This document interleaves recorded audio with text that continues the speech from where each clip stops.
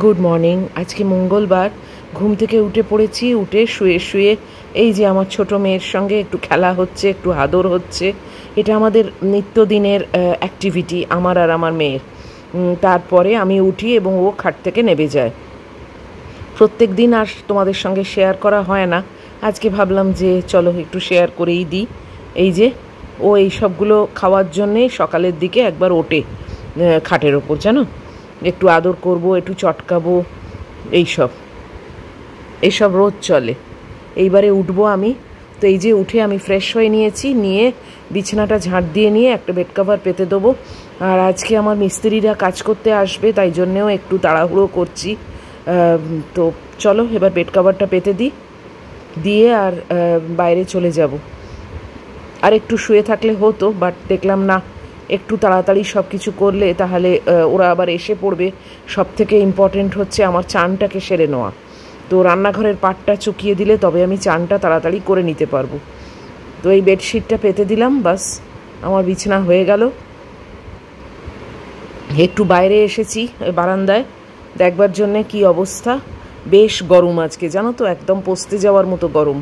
আর তেমনি সূর্যর সেই ছটা বেরিয়েছে গাছের ফাঁক দিয়ে, এই দেখো।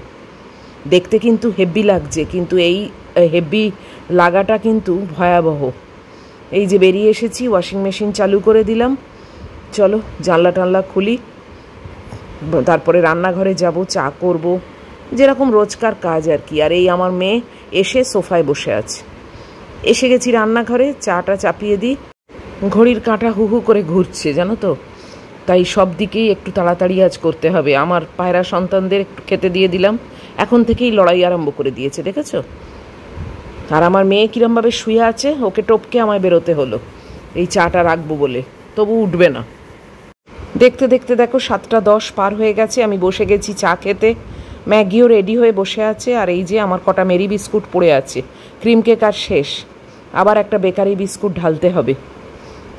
শুধু মেরি রোজ রোজ না ভাল লাগে না, যে কোনো বিস্কুটই আমার একঘেয়ে ভাল লাগে না। এই যে আমার মেয়ে রেডি হয়ে ওয়েট করছে, আর আমি তোমাদের হোয়াটসঅ্যাপের উত্তরগুলো ভাবছি চটপট একটু দিয়ে নিই। রোজ দেরি হয়ে যায়, জানো তো, উত্তর দিতে। Hey everyone, good morning, welcome to my channel. আমি মন, আর আশা করবো তোমরা সবাই ভালো আছো। আর আমিও আছি, ভালোই আছি। খারাপ বলবোই বা কেন, তাই না? সমস্যা সে তো থাকবেই। যাই হোক, আজকে হচ্ছে 25 তারিখ, 25th of জুন, আর এখন বাজে 8:05। উফ, গরমে পুরো পচতে যাচ্ছি সকাল থেকেই, জানো। আজকে কি রোদ! আমি একটা শর্ট ভিডিও শেয়ার করেছি, আর এমনি তোমরা সকালে তো দেখতেই পেলে প্রচন্ড রোদ, বাপরে বাপ। সকাল থেকে আরম্ভ হয়ে গেছে। তবে হ্যাঁ, আজকে বৃষ্টি হয়নি বা হচ্ছে না, এটাই ভালো। কেননা আজকে আমার মিস্ত্রি আসবে, ওই ভদ্রলোক নিয়ে আসবেন মিস্ত্রি, এবং আজকে আমার পুরো বাথরুমের প্রবলেম সলভ হবে। পুরো বাথরুমের কাজ হবে। উনি 10টার মধ্যে চলে আসবেন এবং বিকেল অবধি কাজ হবে, তারপরে আমাকে জল চালু করে দিয়ে যাবেন। তো আজকে একটু তাড়াতাড়ি, আজকে আমি গুড্ডির সঙ্গে আর মানে চ্যাটিং চুটিংয়ে বসিনি। আমি তাড়াতাড়ি চলে যাচ্ছি রান্নাঘরে। একটু যা হোক মাছের ঝাল করব আর একটু আলু ভাতে করব, এই আমার লাঞ্চ হয়ে যাবে। বেশি ফেনালে হবে না, কেননা আমি চেষ্টা করছি চানটা সেরে নিতে, জানো তো। এত গরম না, এবার ওনার মিস্ত্রি ঢুকলে আমি তো জানি না তারা কখন লাঞ্চ করতে যাবে না যাবে না, এখানেই বসে খেয়ে নেবে, আমি কিছুই জানি না। তাই জন্যে আমার চানটা না হলে না খুব মুশকিল। আর বাড়িতে তো আর কেউ নেই, আমি মিস্ত্রিদের ওরকমভাবে বাইরে রেখে আর আমি বাথরুমে চান করতে ঢুকতে পারবো না। পুরো বাড়িটা খোলা, সব কিছুই আছে, বুঝতেই তো পারো। তো যাই হোক, গরমে আর পারা যাচ্ছে না। আজকে প্রবলেমটা সলভ হয়ে গেলে বাঁচা যায়, হোপফুলি হয়ে যাবে। কেননা কাল রাত্রিরে আমি ওনাকে কল করেছিলাম যে উনি আদৌ আসছেন নাকি। ওনার তো সেই শ্বশুরমশাইকে নিয়ে একটা চলছেই, জানো তোমরা, বলেছিলাম। তো উনি বললেন না, আমার মালপত্র সব কেনা হয়ে গেছে, সব রেডি আছে, আমি কালকে যাচ্ছি, আপনার কাজ আমার কালকে হয়ে যাবে। তো ভালো, আজকে উনি আসবেন, তোমাদেরকে অবশ্যই সেটা সব দেখিয়ে দেবো, শেয়ার করব। আর রান্নার বেশি হ্যাপা রাখছি না, ওই তো বললাম, ওই মাছের ঝাল আরে ভাত, আলু ভাতে, এইতেই আমার চলে যাবে। আজকে আমি ইটিং শো করতে পারবো না, কেননা মিস্ত্রি থাকবে, বুঝতেই পারছো, তাদের সামনে বা তারা চলে গেলেও, মানে লাঞ্চ করতে গেলে ওইটুকু টাইমের মধ্যে ওরকমভাবে কখনো শ্যুট করা সম্ভব না। কখন পট করে কে চলে আসে না আসে, ওরম হয় নাকি। আর ম্যাগি এইমাত্র ঘুরে চলে এলো। তো কলের প্রবলেমটা সলভ হয়ে গেলে তারপরে কালকে ম্যাগিকে ভাবছি চান করিয়ে দেবো। আর একজন লিখেছো, আবার হোয়াটসঅ্যাপেও দু একজন লিখেছো যে মার 1 বছর এখনো হয়নি, তো সাবধানে থেকো, এখন এইসব হতেই থাকবে। হ্যাঁ, আমি এটা শুনেছি যে বাৎসরিক কাজ যতক্ষণ না হচ্ছে না ততক্ষণ এইসব নাকি উৎপাত হয়। তো মা কি আর মেয়ের কোনো ক্ষতি করবে বলো, কখনো হয়? আমি তো জানি না যে মা হয়ে সে তার মেয়ের কোনো ক্ষতি করবে বা কোনো সমস্যায় ফেলবে। এইগুলো দেখো পার্ট অফ লাইফ। এটা এখন যেহেতু মা চলে গেছে তাই জন্যে মনে হচ্ছে যে বাৎসরিক হয়নি তার আগে এত সমস্যা আসছে, হয়তো না হলেও তো হতেই পারতো, তাই না? আমার এই বাথরুমটা যখন হয়েছিল তখন তো মায়ের এই ব্যাপার ছিল না, এমনিই কিন্তু জল লিক করেছিল, ড্যাম্প হয়ে গেছিলো এবং সেম প্রবলেম আর কি। তো কাজে এইগুলো কতটা কি মানে লজিক আছে আমি জানি না। আমি বলছি না যে তোমরা ভুল বলছো, আবার আমি এটাও বলছি না যে আমিও ঠিক বলছি। যাই হোক, মানে এগুলো নিয়ে আমি খুব একটা মাথা ঘামাই না এবং খুব একটা এগুলোকে আমি মানে মাথার মধ্যে আনিও না, রাখিও না। আমার মনে হয় these are all part of life, এগুলো সব মানে চলতেই থাকবে। তুমি একটা সংসারের মধ্যে আছো, তোমার এইসব জিনিসগুলো ঘটতেই থাকবে। আর লোকনাথ বাবা আমার সঙ্গে আছেন, উনি নিশ্চয়ই আমাকে ঠিক উতরে আবার পরের স্টেপটা ফেলবার মতো করে দেবেন, সেটাই বিশ্বাস রাখি এবং সেই ভরসাতেই আমি আজকে একা একা আছি এবং চলছি। আর তোমরা তো আছোই, তোমাদের অনেক অনেক প্রেয়ার, তোমাদের অনেক কনসার্ন আমাকে সত্যি মুগ্ধ করে দেয় যে এতগুলো মানুষ যাদেরকে আমি কোনোদিন চোখে দেখিনি তারাও আমাকে এতটা ভালোবাসে এবং এতটা কনসার্ন। অনেকে হোয়াটসঅ্যাপে জিজ্ঞেস করছো যে তোমার বাথরুম ঠিক হলো কি না, কি হয়েছে না হয়েছে, অনেকে জিজ্ঞেস করছো। আবার অনেকে এমনও আছো যারা লাস্ট যে ভিডিওটায় সেই জলের মানে জল জমেছে এইসব দেখিয়েছিলাম এবং কি হয়েছে বলেছিলাম, সেই ভিডিও বোধহয় পুরোটা দেখোনি, সব স্কিপ করে দেখেছো এবং আমাকে সব কমেন্টে লিখেছো যে তোমার নিচের তলার বাড়িতে খোঁজ নাও, তাদের হয়তো জল লিক হচ্ছে, বা কি বলে দরজার বাইরে দেখো করিডোর থেকে জল আসছে, ইত্যাদি ইত্যাদি। এগুলো পড়তে এটা বুঝতে পারলাম যে তোমরা ভিডিও অনেকেই দেখোইনি, কেননা কি হয়েছে না হয়েছে সেটা কিন্তু আমি সেদিনই বলে দিয়েছিলাম যে আমার কনসিল লাইনের ভেতরে ফাট ধরেছে, টাইলসের মধ্যে যে কনসিল লাইন আছে সেখানে ক্র্যাক হয়েছে এবং সেইখান থেকে জল নিচ দিয়ে লিক হচ্ছিল। যাই হোক, তো আর আমার নিচে কোনো ফ্লোর নেই, এটা হাই রাইজ টাওয়ার, এরা পিলারের ওপরে ফার্স্ট ফ্লোর দিয়ে শুরু হয়। আর বাইরে কিছু দেখবার নেই, বাইরে কমন এরিয়া। আমার পাশের ফ্ল্যাটটা লাস্ট 14-15 বছর ধরে বন্ধ, কাজী কেউ কোথাও নেই, কিচ্ছু নেই। আর একটা কি, হ্যাঁ, একজন আবার লিখেছো যে ফার্স্ট ফ্লোরে এরম থাকা ঠিক না, এটা তুমি চেঞ্জ করো না। হারগিজ নয়, এই মুহূর্তে আমার চেঞ্জ করার মতো কোনোই প্ল্যান নেই, ভালোই আছি। দেখা যাক তারপর ভবিষ্যতে কি হয় না হয়, এখন অবধি কিছুই জানা নেই কালকে কি হবে, তাই জন্য এত দূর এখনো চিন্তা করিনি। বাট হ্যাঁ, অ্যাট প্রেজেন্ট আমার এই বাড়ি ছেড়ে যাওয়ার কোনো প্ল্যান নেই। তো চলো আর কথা বাড়াবো না, এবার আমি চলে যাচ্ছি রান্নাঘরে। ডিম আর আলুটা সেদ্ধ হতে দিয়েছি, কুকার বন্ধ করে দিয়েছি, এখন ওয়াশিং মেশিনটা চলছে, মানে এখনো শেষ হয়নি সাইকেলটা। আর আমি গিয়ে ওই মাছের ঝাল একটা করি আর আলু ভাতে মাখবো, বাস হয়ে যাবে। কতক্ষণ আর লাগবে বলো? আর ম্যাগুর মাংসটা শুধু বসাবো, বাস হয়ে যাবে। চলো সঙ্গে থাকো, এগোই আস্তে আস্তে। আর এই যে আমার ছোট মেয়েকে একবার দেখিয়ে দিচ্ছি, ছোট মেয়েকে সকাল থেকেই দেখাচ্ছি, খাটে উঠে আমার কাছে আদর খাচ্ছিল, তো এই দেখো এখন এসে শুয়ে পড়েছে। এই যে আমার মেয়ে ঘুরে ঘাড়ে এসে শুয়ে আছে, পাখা চালানো আছে, হাওয়া খাচ্ছে আর ঘুমোচ্ছে। আজকে মিস্ত্রি আসবে, ওরও খুব ডিস্টারবেন্স হবে। এই যে আমার ওয়াশিং মেশিনও শেষ হয়ে গেছে, চলো কাপড় জামাগুলো শুকোতে দিয়ে দিই। 8:10 হয়ে গেছে, কাপড় জামাগুলো তাড়াতাড়ি শুকোতে দিয়ে চলে এসেছি রান্নাঘরে। এই বাচ্চুদা কয়েকটা সবজি দিয়ে গেছে, ওই ম্যাগি গাজর খায় বিকেলে, সেই গাজর আর টমেটো, পেঁয়াজ আর কালো জামটা অ্যাটলিস্ট পাওয়া গেছে, কিছুই তো পাওয়া যায় না, এই যে কালো জামটা পাওয়া গেছে। আর তাল শাঁসের তো কোনো ব্যাপার নেই। আর তরমুজ তো আমার ওই বিশাল বড় তরমুজ তো এনে দিয়েছে ব্লিঙ্কিট, কাজেই মোটামুটি এই দিয়ে এখন চালাতে হবে। তো চলো এখন একটু তাড়াতাড়ি সব চাপিয়ে চুপিয়ে নিই, তারপরে আবার আসছি। এই যে 500 কালো জাম আমি একেবারে ধুয়ে আর নুন দিয়ে জারিয়ে ফ্রিজে রেখে দিই। আমার মাও তাই করতো, আমিও তাই করি, বেশ খেতে লাগে জানো তো, এই নুন দিয়ে জারানো থাকে তো। 8:30 বেজে গেল। এই যে ম্যাগির মাংস বসিয়ে দিয়েছি, আমার একটু ভাত বসিয়েছি, আর এখানে তেল গরম হচ্ছে, মাছটা ভেজে আর শুদ্ধ কাসুন্দি দিয়ে হলুদ দিয়ে কাঁচা লঙ্কা দিয়ে একটা মাছের ঝাল করব, আর মানে কোনো কিছু স্পেশাল কিচ্ছু না। আর এই যে আলুটা সেদ্ধ করে রেখেছি, ওটাকে জাস্ট একটু মাখবো তেল আর নুন দিয়ে, হয়ে গেল। এটাই আমার লাঞ্চ। Excuse me. উফ, গরমেতে না মানে আর পারা যাচ্ছে না। তাড়াতাড়ি করছি যাতে চানটা সেরে নিতে পারি। 9টা তো বাজতে আর আধ ঘন্টা বাকি, বলো। উনি অ্যাকচুয়ালি 9টাতেই আসবেন, বাট ওনার ওইসব কাজকর্ম আছে তো, আমাদের অফিসে গিয়ে বলেছিলাম না পারমিশন করাতে হয়, ওইসব করতে করতেই যা দেরি হবে। ওটা তাড়াতাড়ি হয়ে গেলে তাড়াতাড়ি চলে আসবেন। তো চলো, তেল গরম হয়ে গেছে, মাছটা ভেজে চট করে একটুখানি রান্নাটা সেরে নিই।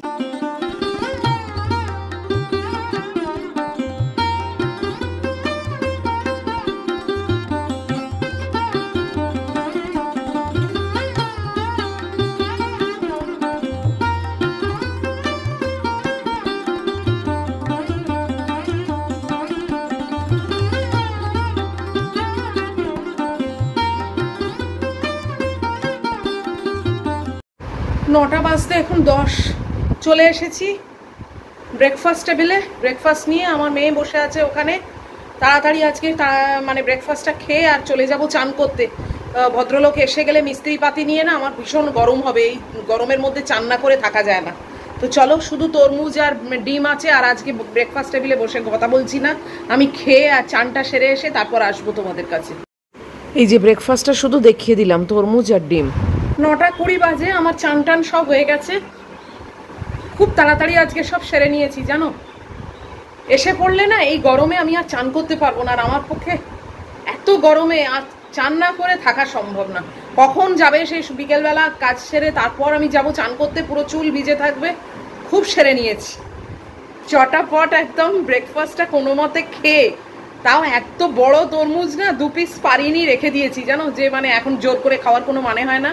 আমি গিয়ে জাস্ট চানটা সেরে নিই। তো চানটা সেরে একদম ফ্রেশ হয়ে গেছি, বাস এইবারে আমি নিশ্চিন্ত। ভাত খাওয়াগুলো কোনো ব্যাপার না, বাটি করে নিয়ে কোথাও বসে খেয়ে নেবো। ম্যাগিটাকে খাওয়ানো আজকে একটু প্রবলেম আছে, দেখি ওরা যদি খেতে টেতে যায় কি তাহলে যদি মহিলাকে খাইয়ে নিতে পারি। এইসব লোকজন এলে না ওর বড্ড কষ্ট এই খাওয়া দাওয়া। ও তো ওরকম টাইপের না যে ওর খাওয়াটা ও চটপট খেয়ে নিল, সে তো না, ওকে তো গুঁতো মেরে খাওয়াতে হয়। এটাই একটা ভীষণ আমার মানে হেডেক আর কি। যাই হোক, উফ, এখন একটু বসি। আজকে তো ফ্যাব্রিকের কাজ, এসব ছড়িয়ে বসতেও পারবো না, কখন বেল টেপে সব মিস্ত্রি এসে যাবে। ওই জন্যে থাকুক আজকে বন্ধ আর কি। গায়ে লাগে খুব। আমার এখন মনে হয় রোজই বসি, একটু মানে তাড়াতাড়ি এগোতে পারি যাতে। আর তোমরা কিন্তু আবারও বলছি, চাইলে অর্ডার দিও পুজোর, মানে বিফোর হ্যান্ড যদি অর্ডার দাও অনেক অ্যাডভান্সে, তাহলে তাড়াতাড়ি আমি কাজগুলো শেষ করতে পারবো। ওই হলুদ শাড়িটা যে দিল্লি থেকে পাঠিয়েছে তারটাই এখন মানে ধরেছি, তো টাইম তো লাগবেই অবশ্যই। এত বড় শাড়ি বেশ ভালোই টাইম লাগবে। তোমাদেরকেও বললাম আর বলেছি আমার অফারটা, যে শিপিং অ্যান্ড হ্যান্ডলিংটা কিন্তু অ্যাবসলিউটলি ফ্রি। তোমরা ইন্ডিয়ার যেখানেই থাকো না কেন, সেটা আমার দায়িত্বে আমি তোমাদের কাছে পাঠিয়ে দেবো। দিতে থাকো, ছেলেদের কুর্তা, মেয়েদের কুর্তি, শাড়ি দিতে থাকো। তো চলো, কুশন কাভার টাভার সবই আমি করি কিন্তু, টেবিল ক্লথ, কুশন কাভার, যদি হোম ডেকর করতে চাও পুজোর সময় সেগুলো কিন্তু পাঠাতেই পারো। সোফার ব্যাক কভার, এগুলো কিন্তু আমি সবই করব, বাট মেটেরিয়ালটা যেন কটন হয়, পিওর কটন হয়।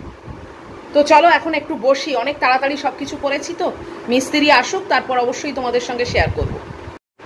মিস্ত্রি নিয়ে ভদ্রলোক চলে এসেছেন আমাদের গেটে। আমার ইন্টারকমে কল করে কথা হয়ে গেছে, উনি গেছেন আমাদের এখানকার অফিসে, কেননা ড্রিল মেশিন টেশিন নিয়ে এসছেন, তো ওগুলো চেকিং হবে, পেপার ওয়ার্কস তৈরি হবে, অনেক ব্যাপার আছে, অনেক ফর্মালিটিস আছে, সেইগুলো সেরে তারপরে উনি আসবেন। যাই হোক, মোটামুটি জানিয়ে দিলাম যে উনি কম্পাউন্ডের মধ্যে এসে গেছেন জিনিসপত্র নিয়ে। এবারে ভেতরে আসুন। আর আমি হাউস কোটটা পরে নিয়েছি, ম্যাগির খাবার রেডি করে অলরেডি দিয়ে দিয়েছি। জানি না আজকে ম্যাগিকে আমি কি করে খাওয়াবো, দেখা যাক।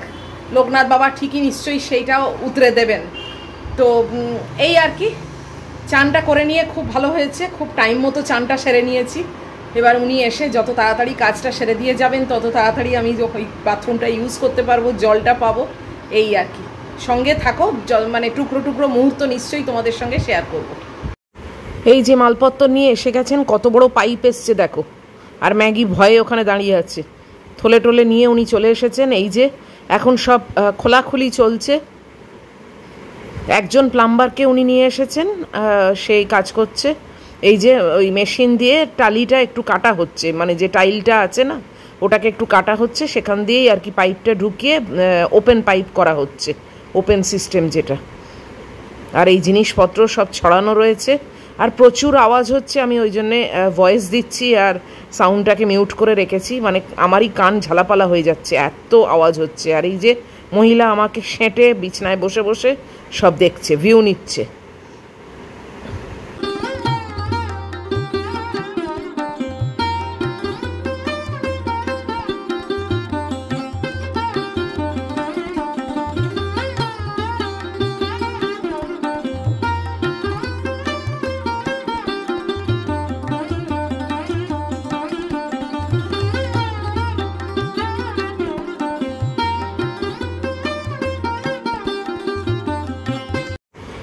এখানে মেশিন দিয়ে কাটা হচ্ছে, কি আগুনের ছটা বেরোচ্ছে দেখেছো, মানে স্পার্কস যেগুলো বেরোয় না আগুনের, দেখো এটা ইলেকট্রিকের মানে কানেক্ট করে মেশিনটা চলছে।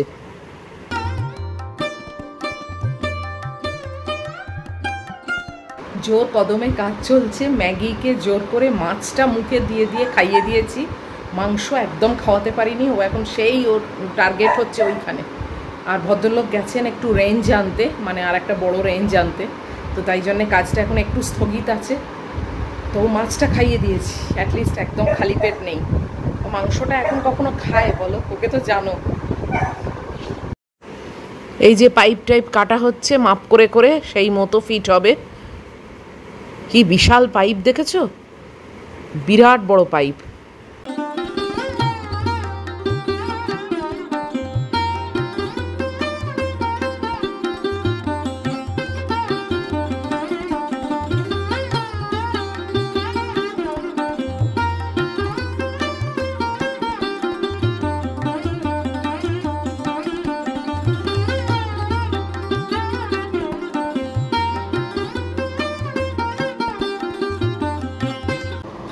মিস্ত্রি কাজ করছে, পুরো দমে কাজ হচ্ছে, এখনও কাজ শেষ হতে হতে যা বুঝতে পারছি অন্তত 3টে 3:30 বেজে যাবে। আমি ওই জন্য বসে পড়লাম খেতে, চট করে খাওয়াটা সেরে নিই। ওরা ওখানে কাজ করছে, বিশাল ব্যাপার। আর ম্যাগুকে আমি ঘরে নিয়ে গিয়ে খাইয়ে দিয়েছি, ওই 60% 70% মতো খেয়েছে। আমি এই ফাঁকে চট করে একটু লাঞ্চটা করে নিচ্ছি। 3টে 3:30 অবধি না খেয়ে বসে থাকা না, তারপরে আবার গ্যাস ফর্ম করে গেলে মুশকিল। আমি চট করে একটু বসেছি, খেয়ে নিয়ে। এটা কোনো ইটিং শো করছি না, আজকে ইটিং শো করা সম্ভব না। এই আলু ভাতে মাছের ঝাল আর ভাত, জানোই তো। তো চলো আমি চটপট খেয়ে নিয়ে, এখানে সব রয়েছে তো এরমভাবে কথা বলা যায় না। একেবারে ফাইনাল শেষ হয়ে গেলে তোমাদের লুকটা নিশ্চয়ই দেখাবো। 2:45 বাজলো, এতক্ষণে বাথরুমের সমস্ত কাজ সেরে মিস্ত্রি গেল, আমি পুরো পস্তে গেছি। উফ, চলো তোমাদেরকে একবার ফাইনাল লুকটা দেখিয়ে দিই। ম্যাগি ঢুকে পড়েছে আগে, এই দেখো, দেখে নাও। এইখানে আর এইখানে হোয়াইট সিমেন্ট একটু কম পড়েছে। শুক্রবার দিনকে উনি আবার আসবেন আমার রান্নাঘরের কলে পাইপ করব বলে, তখন উনি লাগিয়ে দেবেন। আর এই যে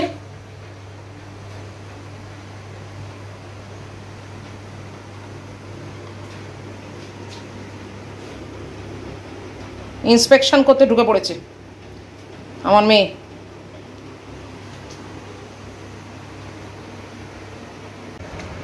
তো এতক্ষণে পুরো সব কাজ শেষ হলো।